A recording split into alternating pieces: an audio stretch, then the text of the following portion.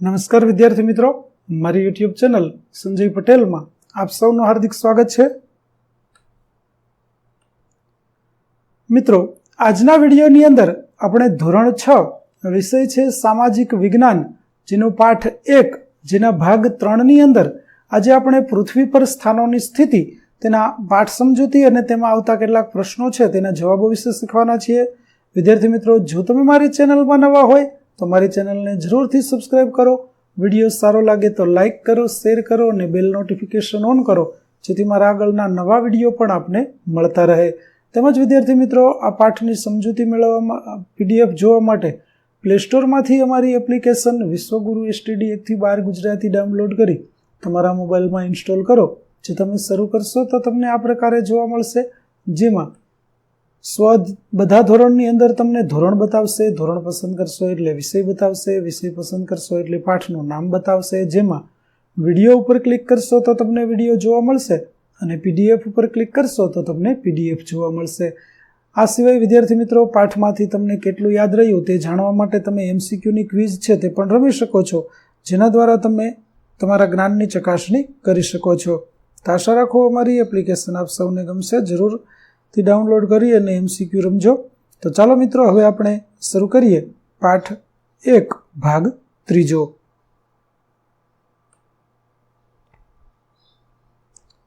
ચાલો, હવે પૃથ્વી ઉપર નકશાંકન કેવી રીતે કરવામાં આવે છે. આપણે બે બાબતો, નકશાના અંગો અને નકશાના પ્રકારો, તે મુખ્ય બે બાબતો હતી તે જોઈ. જેમાં પ્રથમ વિડીયોની અંદર આપણે નકશાના પ્રકારો જોયા, જેમાં ભૌતિક નકશા, રાજકીય નકશા અને ત્રીજો પ્રકાર હતો માહિતીને લગતા, એટલે કે જે તે વિગતને જરૂરિયાત પ્રમાણેના નકશા હોય તે 3 નકશાઓ જોયા. ત્યાર પછી બીજા ભાગની અંદર આપણે નકશાના અંગો એટલે કે દિશા, પ્રમાણમાપ અને રૂઢ સંજ્ઞાઓ, આ 3 બાબતો વિશે અભ્યાસ કર્યો. હવે આ ભાગની અંદર આપણે પૃથ્વીના ગોળા ઉપર જે નકશાંકન કરવામાં આવેલું છે, તે ગોળા ઉપર નકશાંકન કેવી રીતે કરેલું છે તેના વિશે સમજૂતી મેળવવાની છે. તો ચાલો આપણે જોઈએ. પૃથ્વીનો નકશો બનાવવો થોડો મુશ્કેલ છે, કારણ કે આપણા ગ્રહની સપાટી સમતલ નથી, તેની આકૃતિ લગભગ ગોળાકાર છે. એટલા માટે કહી શકીએ કે તે સંપૂર્ણ ગોળાકાર નથી, પરંતુ ધ્રુવો ઉપર થોડી ચપટી છે, છતાં પણ આપણે તેને વ્યવહારુ દ્રષ્ટિએ ગોળાકાર માનશું. હવે સમતલ કાગળ ઉપર ગોળાકાર વસ્તુને યથાવત ચિતરવી શક્ય નથી. એવું કેમ છે તે સમજવા માટે એક નારંગીની છાલ કાઢી એવી રીતે કાઢો કે તમારી પાસે ફક્ત 3 કે 4 મોટા ટુકડા રહે. પછી તેને ટેબલ પર સમતલ ગોઠવવાનો પ્રયાસ કરો. તમે જોશો કે તેના કિનારા તોડ્યા વગર તમે આવું કરી શકતા નથી. એટલે કે નારંગીની છાલ છે તેને જો તમે કાઢી અને ગોઠવવાનો પ્રયત્ન કરશો તો તમે ગોઠવી શકશો નહીં, કારણ કે તેના કિનારાઓ છે તે વળેલા હોય છે. હવે એક પૃથ્વીના ગોળાનો વિચાર કરો કે જે ગોળ આકૃતિ જેવો છે અને તેના ઉપર એક નકશો બનાવવામાં આવ્યો છે. તે પૃથ્વી, ચંદ્ર, મંગળ ગ્રહ, તારાઓ અને તારામંડળ વગેરેનો પણ નકશો હોઈ શકે છે. સામેના પાને આપેલા પ્રથમ ચિત્રમાં દર્શાવેલી તે ભૌતિક વસ્તુ જે ગોળાકાર છે, સામાન્ય રીતે ધાતુ, પ્લાસ્ટિક અથવા કાર્ડબોર્ડમાંથી બનાવવામાં આવે છે.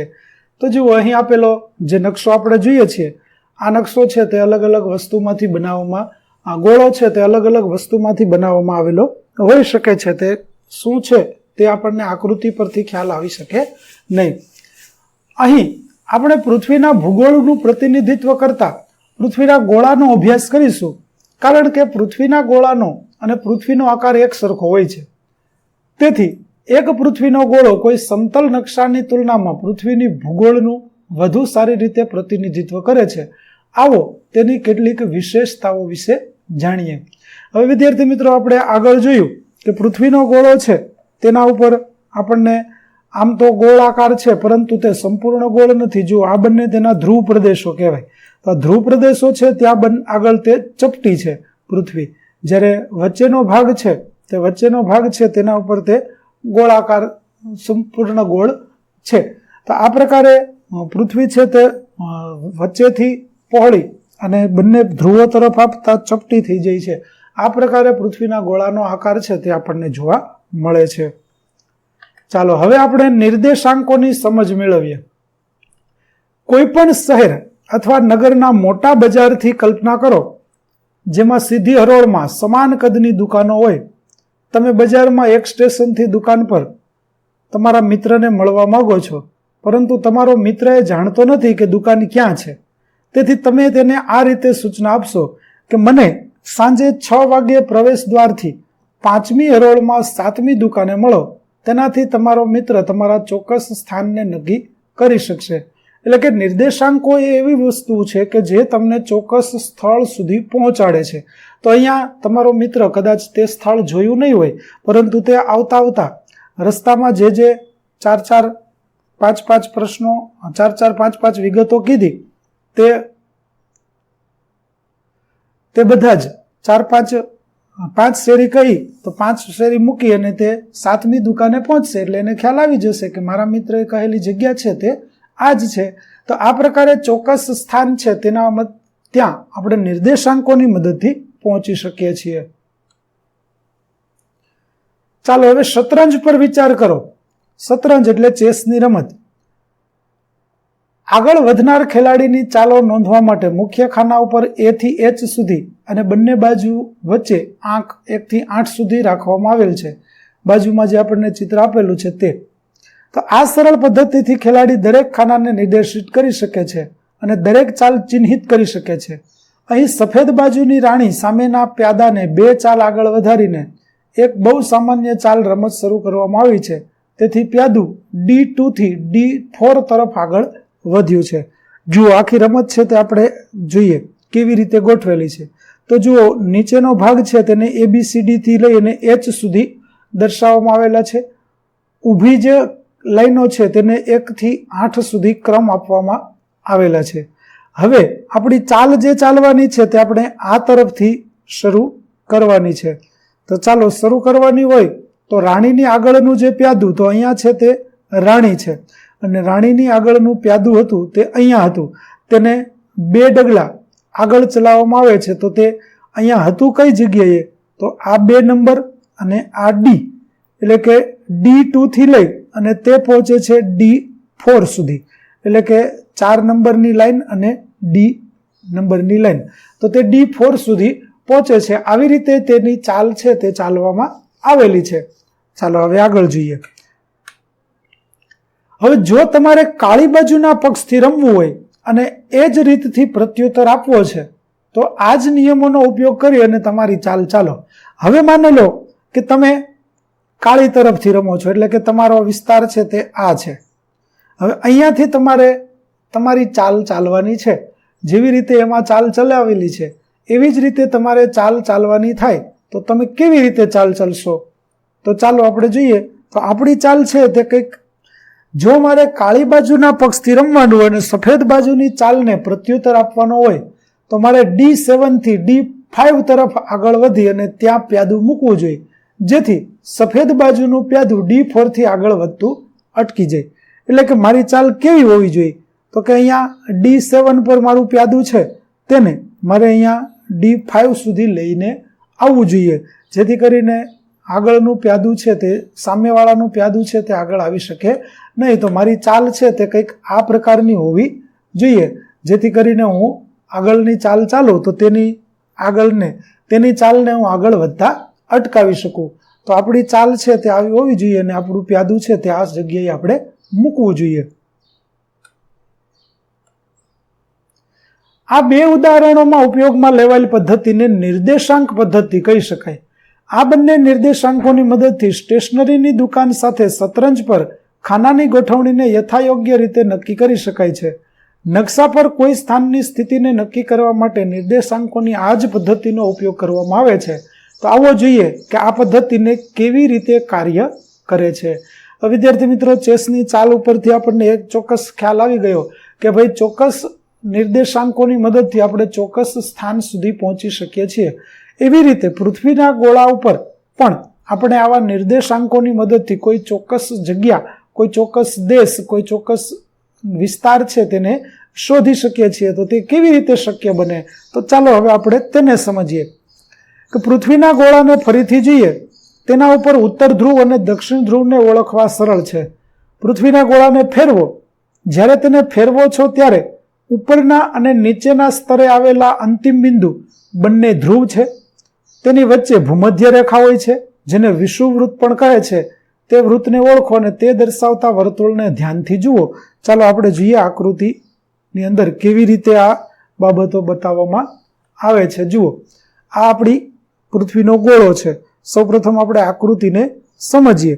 તો આ પૃથ્વીના ગોળા ઉપર આપણને બે ધ્રુવો કીધા, જેમાં ઉપરની તરફ હોય તેને ઉત્તર ધ્રુવ કહેવામાં આવે છે અને નીચેની તરફ હોય તેને દક્ષિણ ધ્રુવ કહેવામાં આવે છે. અને અહીંયા જે આ લીટી આપેલી છે તેને વૃત્ત, ને પૃથ્વીની બરાબર વચ્ચે આવેલું છે માટે એને વિષુવવૃત્ત કહેવામાં આવે છે, કે જે પૃથ્વીના બે સમાન ભાગો કરે છે. તો આવી રીતે ત્રણ બાબતો, ઉત્તર ધ્રુવ, દક્ષિણ ધ્રુવ અને વિષુવવૃત્ત, આ ત્રણ બાબતો છે તે આપણે પૃથ્વીના ગોળા ઉપર સમજી શકીએ છીએ.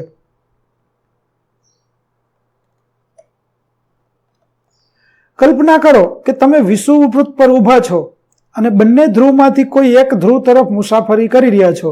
આવું કરતી વખતે ભૂમધ્ય રેખાથી તમારું અંતર વધતું જશે.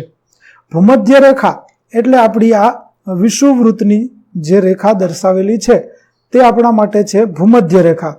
હવે માની લો કે અહીંયા આપણને એમ કહેવામાં આવે છે કે અહીંયાથી આપણે એક દિશામાં આગળ વધીએ છીએ. દાખલા તરીકે આપણે ભૂમધ્ય રેખાથી દક્ષિણ તરફ આગળ વધ્યા, આ પ્રકારે.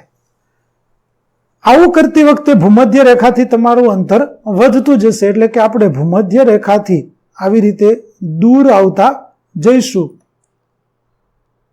અક્ષાંશ ભૂમધ્ય રેખાથી આ અંતરને માપે છે. અક્ષાંશ શું કરે છે?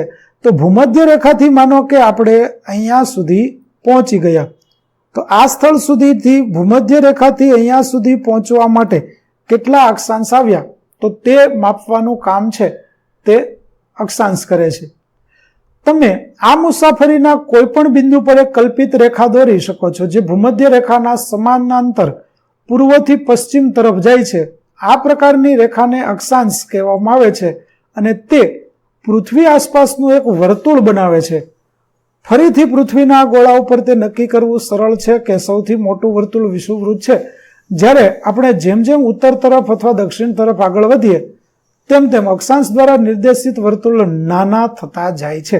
ચાલો હવે આ બાબતને સમજીએ. વિદ્યાર્થી મિત્રો, અહીં આપણને જે રેખા બતાવેલી છે તે સંપૂર્ણ રેખા છે, એટલે કે આ આપણને દેખાય છે તે આગળનો એક જ ભાગ દેખાય છે. આ રેખા પાછળના ભાગમાં પણ જઈ રહી છે. એવી રીતે ભૂમધ્ય રેખાથી આપણે આ રીતે ઉત્તરમાં જઈએ કે દક્ષિણમાં જઈએ, બંને બાજુ જે રેખાઓ આવે છે, આ રેખાઓ, તે રેખાઓની લંબાઈ છે તે ઓછી થતી જાય છે. જુઓ, અહીં આકૃતિમાં પણ આપણે જોઈ શકીએ છીએ. એવી રીતે અહીંયા તમે જશો તો આ રેખા છે તે લાંબી હશે, આ રેખા તેના કરતાં થોડી ટૂંકી થશે, આ રેખા છે તે તેના કરતાં ટૂંકી થશે, આ રેખા છે તે તેના કરતાં ટૂંકી થશે. ટૂંકમાં ભૂમધ્ય રેખાથી તમે ઉત્તર તરફ કે દક્ષિણ તરફ જશો તો અક્ષાંશ દર્શાવતી જે રેખાઓ છે તેની લંબાઈ છે તે ઓછી, એટલે કે વર્તુળ છે તે નાના નાના થતા જાય છે.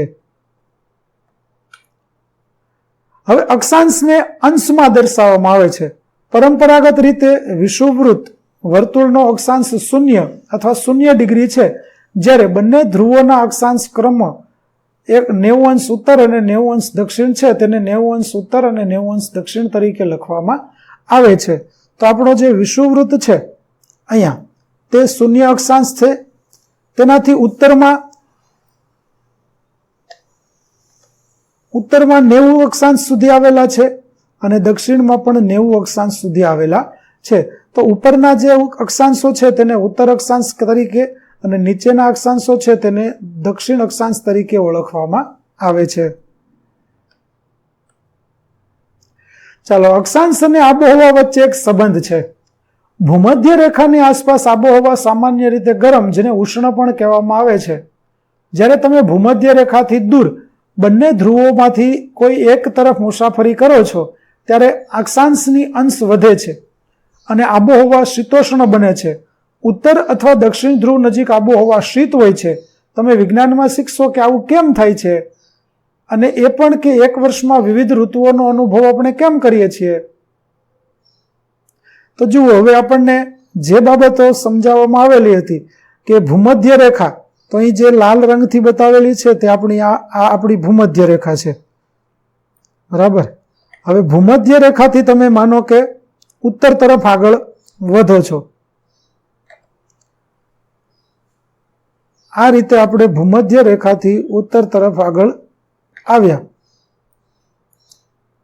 હવે અહીંયાથી આપણે જેમ જેમ ઉપર જઈશું તેમ તેમ તાપમાનની અંદર ઘટાડો થતો જશે. એટલે કે ભૂમધ્ય રેખા છે ત્યાં ગરમીનું પ્રમાણ વધારે છે, ત્યાંથી જેમ જેમ આપણે ઉપર જતા જઈશું તેમ તેમ તાપમાનનું પ્રમાણ છે તે ઘટતું જાય છે, એટલે કે ઠંડીનું પ્રમાણ છે તે વધતું જાય છે. આ બાબત વિદ્યાર્થી મિત્રો તમારા વિજ્ઞાનના પાઠની અંદર પણ તમને સમજૂતી સાથે આપવામાં આવેલી છે, ત્યારે વિશેષ સમજૂતી તમે જોઈ શકશો. ચાલો આ બાબત આપણે જોઈ અક્ષાંશની. હવે આપણે જોવાનું છે રેખાંશ કેવી રીતે દર્શાવવામાં આવે છે. હવે કલ્પના કરો કે તમે પૃથ્વીના ગોળા ઉપર સંભવિત સૌથી ટૂંકી રેખા ઉપર ઉત્તર ધ્રુવથી દક્ષિણ ધ્રુવ મુસાફરી કરી રહ્યા છો.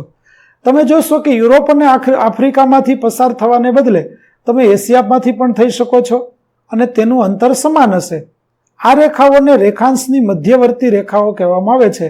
આ અર્ધવર્તુળો છે જે એક ધ્રુવથી બીજા ધ્રુવ સુધી જાય છે. તમે વિજ્ઞાનમાં એ પણ શીખશો કે પૃથ્વી તેની ધરી પર ફરે છે, અને આને સરળ રીતે સમજવા માટે ટેબલ લેમ્પને પૃથ્વીના ગોળાની થોડે દૂર મૂકો અને કલ્પના કરો કે સૂર્ય છે જે પૃથ્વીને પ્રકાશિત કરી રહ્યો છે. પૃથ્વીના ગોળાને પૂર્વ તરફ ફેરવવાથી આપણે જોઈ શકીએ છીએ કે પૃથ્વી પર કેટલીક જગ્યાએ સવાર છે અને અન્ય સ્થળોએ તે સમયે સવાર, મધ્યાહન, સાંજ અથવા રાત્રિ છે. જ્યારે એક દેશમાં સવારે નાસ્તાનો સમય હોય, બીજા દેશમાં બપોરે ભોજનનો સમય હોય અને ત્રીજા દેશમાં લોકો રાત્રિ ભોજન કર્યા પછી ગાઢ નિંદ્રા લેતા હોય છે. આ કારણોસર કોઈ એક સ્થળના રેખાંશના માપ દ્વારા આપણે તે સ્થળના સમયને પણ માપીશું. ચાલો જોઈએ કે તે કેવી રીતે થાય છે. તો વિદ્યાર્થી મિત્રો, રેખાંશ છે તે એક, જેવી રીતે અક્ષાંશ છે તે આડી લીટીઓ હતી, એવી રીતે રેખાંશ છે તે પૃથ્વીના ગોળા ઉપર આપણને જોવા મળતી જે ઊભી લીટીઓ છે તેને આપણે રેખાંશ તરીકે ઓળખીએ છીએ. અને રેખાંશ છે તે અલગ અલગ ભાગમાં આપણને જોવા મળે છે. તો રેખાંશને માપવા માટે આપણે એક સંદર્ભ બિંદુને વ્યાખ્યાયિત કરવું જરૂરી છે, અને જેને આપણે મુખ્ય રેખાંશ કહીએ છીએ. તેને ગ્રીનિચ રેખા પણ કહેવામાં આવે છે, કારણ કે વર્ષ 1984માં કેટલાક દેશોએ નક્કી કર્યું કે ઇંગ્લેન્ડમાં લંડનના એક વિસ્તાર ગ્રીનિચમાંથી પસાર થતા રેખાંશને મુખ્ય રેખાંશ તરીકે આંતરરાષ્ટ્રીય ધોરણે માન્ય ગણવામાં આવશે, અને તે 0° રેખાંશ પ્રમાણ સમય તરીકે ચિહ્નિત કરાયેલ છે. ચાલો આપણે તેને પૃથ્વીના ગોળાની મદદથી સમજીએ કે કેવી રીતે તે દોરવામાં આવે છે. તો જુઓ, અહીં મુખ્ય રેખાંશ છે તે આપણને આપવામાં આવેલા છે. તો વિષુવવૃત્તથી ધ્રુવો તરફ જતા અક્ષાંશ એક અંતરનું માપ છે. તે રીતે જો તમે વિષુવવૃત્તથી ઉપર મુસાફરી કરો તો રેખાંશ આંતરરાષ્ટ્રીય પ્રમાણ સમય રેખાથી અંતરનું એક માપ છે. રેખાંશને પણ અંશમાં માપવામાં આવે છે. પશ્ચિમમાં હોય કે પૂર્વ, તેનું મૂલ્ય 0 થી 180 સુધી વધે છે, અને તેમાં પશ્ચિમ માટે પ અને પૂર્વ માટે પુ અક્ષરો ઉમેરવામાં આવે છે. ઉદાહરણ તરીકે પૂર્ણાંકોનો ઉપયોગ કરીને ન્યુયોર્કનું રેખાંશ 74 પશ્ચિમ રેખાંશ છે, જ્યારે દિલ્હીનું 77 પૂર્વ રેખાંશ છે, અને ટોક્યોનું 140 પૂર્વ રેખાંશ છે. ચાલો હવે સમગ્ર બાબત આપણે પૃથ્વીના ગોળાની મદદથી સમજીએ કે રેખાંશ છે તે કેવી રીતે આપણને અહીંયા આપવામાં આવેલા છે. જુઓ, અહીં આ મુખ્ય શૂન્ય રેખાંશ છે, એટલે કે જેને ગ્રીનિચ રેખા એવું આપણે નામ આપ્યું, તે ગ્રીનિચ રેખા છે તે આપણી અહીંયા છે. હવે આપણે એમ કીધું કે ઊભી લીટી છે તે રેખાઓ રેખાંશ તરીકે ઓળખાય છે. તો 0 થી લઈ અને તમે પૂર્વ તરફ જશો તો પૂર્વ તરફના ભાગમાં અહીંયા જુઓ, આ પ્રકારે આ તીર છે તે આપણને જોવા મળે છે કે આ પૂર્વ તરફનો ભાગ છે તે પૂર્વ તરફના ભાગની અંદર 180 રેખાંશ આવેલા છે. એવી જ રીતે પશ્ચિમ તરફનો ભાગ છે તેની અંદર પણ 180 રેખાંશ અંશ આવેલા જોવા મળે છે. હવે પૂર્વ તરફનો ભાગ, જ્યારે કોઈ વિસ્તાર આપણે પૂર્વ દિશાની અંદર હોય, પૂર્વ ગોળાર્ધની અંદર હોય અને તેને દર્શાવીએ છીએ, તો તેના નિર્દેશાંકોની આગળ, તેના રેખાંશકોની આગળ પૂર્વ રેખાંશ એવી રીતે ટૂંકમાં લખવામાં આવે છે. જ્યારે કોઈ ભાગ આપણે પશ્ચિમ દિશાની અંદર દર્શાવીએ છીએ, એટલે પશ્ચિમ ગોળાર્ધમાં હોય છે તો તેની આગળ આપણે પશ્ચિમ રેખાંશ એવું લખવામાં આવે છે. તો અહીંયા આપણને 2-3 ઉદાહરણો આપેલા છે કે ન્યુયોર્ક છે તે 74 પશ્ચિમ રેખાંશમાં છે, દિલ્હી છે તે 77 પૂર્વ રેખાંશમાં છે, ટોકિયો 140 પૂર્વ રેખાંશમાં છે. આવી રીતે આપણે અલગ અલગ બાબતો છે તે રેખાંશની મદદથી પણ તેના નામ છે તે બતાવી શકીએ. ચૂકશો નહીં, જેમ કે તમે રેખાંશની મધ્યવર્તી રેખાને પૃથ્વીના ગોળા ઉપર જોઈ શકો છો. 180 અંશ પશ્ચિમ રેખાંશ અને 180 અંશ પૂર્વ રેખાંશ એક જ રેખાંશ છે. માટે આ રેખાંશને પરે અથવા પૂરેના બદલે ન લખતા 180 જ લખવામાં આવે છે. જુઓ એ કેવી રીતે વિદ્યાર્થી મિત્રો આપણે સમજીએ કે રેખાંશ છે તે અહીંયાથી શરૂ કરી, જુઓ અહીંયા 30 સુધી પહોંચ્યા, ત્યાર પછી અહીંયા છે તે આ 60 સુધી આવે છે, આ 90 સુધી આવે છે, એમ કરતા કરતા અહીંયા 120 પહોંચ્યા, 120 થી 150 પહોંચ્યા અને અહીંયા જે આવ્યું તે 180 નંબરનું રેખાંશ આપણું થયું. એવી જ રીતે પશ્ચિમ ભાગની અંદર આપણે જોઈએ તો અહીંયાથી આપણે 30 સુધી પહોંચીએ છીએ, 30 થી 60 સુધી પહોંચીએ છીએ, 60 થી 90 સુધી પહોંચીએ છીએ, 90 થી 120 સુધી પહોંચીએ, ત્યાંથી 150 અને 180 સુધી આપણે પહોંચીએ. તો જ્યારે આપણે 180 સુધી પહોંચીએ છીએ તો તે બંને તરફથી એક જ થઈ જાય છે. એટલે કે પૂર્વ ભાગની અંદર 179, પશ્ચિમ ભાગની અંદર પણ 179 રેખાંશ આવેલા છે. જ્યારે 180 અંશનું રેખાંશ છે તે બંનેમાં કોમન છે. એટલે કે આપણે પૂર્વ તરફથી જઈશું તો પણ 180 પહોંચીને ઊભા રહીશું, પશ્ચિમ તરફથી જઈશું તો પણ 180 રેખાંશે ઊભા રહી જશું. એટલે 180 અંશનું રેખાંશ છે તે એક જ છે, તે બે આવેલા નથી. ચાલો, અક્ષાંશ અને રેખાંશ એ બે નિર્દેશકો મળી અને પૃથ્વી ઉપરના કોઈ પણ ચોક્કસ સ્થળને દર્શાવે છે. અક્ષાંશ અને રેખાંશની મદદથી પૃથ્વી પરના કોઈ પણ સ્થાનને શોધવામાં સક્ષમ છો. આમ જ્યારે એવું કહેવાય છે કે દિલ્હી 21 અંશ ઉત્તર અક્ષાંશ અને 77 પૂર્વ રેખાંશ ઉપર આવેલું છે તો તમે તેને સારી રીતે સમજી શકો છો. જો કે અંશ લગભગ પૂર્ણ છે પરંતુ તે ચોક્કસ નથી. ચાલો, પાના નંબર 15 ઉપર આકૃતિ 1.3 વાદળી રેખાઓ ગ્લોબ પરના અક્ષાંશ અને રેખાંશની રેખાઓને દર્શાવે છે. તો તે અગાઉ આપણે જોઈ ગયા છીએ, જે અક્ષાંશ અને રેખાંશ દર્શાવે છે. આ બધી રેખાઓ મળીને પૃથ્વી પર એક જાળી બનાવે છે, જેને ગ્રીડ રેખાઓ પણ કહેવામાં આવે છે. ચાલો, હવે તમારા વર્ગખંડની અંદર પૃથ્વીના ગોળામાં અથવા તો નકશાપોથીમાં અક્ષાંશ અને રેખાંશ સ્પષ્ટ રીતે ચિહ્નિત થયેલ છે તો મુંબઈ, કલકત્તા, સિંગાપોર, પેરિસના અક્ષાંશ અને રેખાંશના અંદાજિત આંક લખવાનો પ્રયાસ કરો. તો ચાલો આપણે જોઈએ કે અંદાજિત તે કેવી રીતે લખાશે. તો મુંબઈ છે તે 19 ઉત્તર અક્ષાંશથી 72.87 પૂર્વ રેખાંશ વચ્ચે આવેલું છે. કલકત્તા 22.57 ઉત્તર અક્ષાંશથી 88.73 પૂર્વ રેખાંશની વચ્ચે આવેલું છે. સિંગાપુર છે તે 1.35 ઉત્તર અક્ષાંશથી 103.81 પૂર્વ રેખાંશની વચ્ચે આવેલું છે. પેરિસ 48.85 ઉત્તર અક્ષાંશથી 2.35 પૂર્વ રેખાંશની વચ્ચે આવેલું છે. તો આ આપણને જે તે શહેરો આપેલા હતા તેના નામો આપેલા છે, તેની મદદથી આપણે અક્ષાંશ અને રેખાંશ છે તે પૃથ્વીના ગોળા અથવા તો નકશાની મદદથી જાણી અને આ પ્રકારે લખી શકીએ. તો વિદ્યાર્થી મિત્રો, અહીં આપણો પાઠ 1 નો ભાગ 3 છે તે આપણે પૂરો કરીએ છીએ. આગળના ભાગનો વિડીયો મેળવવા માટે મારી ચેનલને જરૂરથી સબસ્ક્રાઇબ કરો તેમજ PDF જોવા માટે પ્લે સ્ટોરમાંથી અમારી એપ્લિકેશન વિશ્વગુરુ STD1 ગુજરાતી ડાઉનલોડ કરો. ફરી મળીશું આપણે નવા વિડીયો સાથે. ત્યાં સુધી આવજો.